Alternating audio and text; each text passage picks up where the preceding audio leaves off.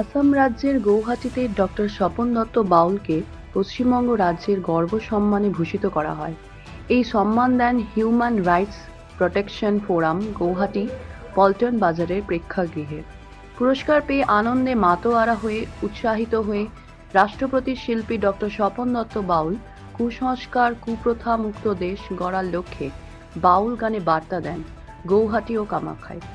স্বপন বাউল গানে ও বক্তব্যে বলেন, সারা ভারতের বিভিন্ন রাজ্যে নানা রকম কুসংস্কার কুপ্রথা মানুষের প্রাণ কেড়ে নিচ্ছে।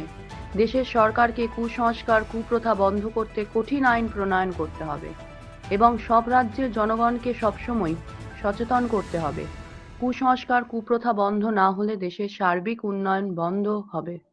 ভুলে যা কুকথা সব ভুলে যা, বিজ্ঞান যুগে কুসংস্কার চলে না রে, বিজ্ঞান যুগে কুসংস্কার চলে না রে, ওঝার কাছে যাবি না রে, যা যা কুসংস্কার ভুলে যা, কুকথা সব ভুলে যা, বিজ্ঞান যুগে কুসংস্কার চলে না রে, ওঝার কাছে যাবি না রে।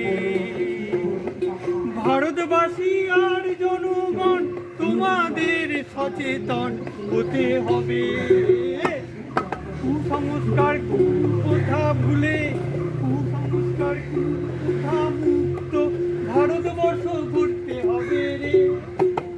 যা যা কুসংস্কার ভুলে যা, কুপ্রথা সব ভুলে যা, বিজ্ঞান যুগে কুসংস্কার চলে না রে, ওঝার কাছে যাবি না রে, ওঝার কাছে যাবি না রে, ওঝার কাছে যাবি না রে।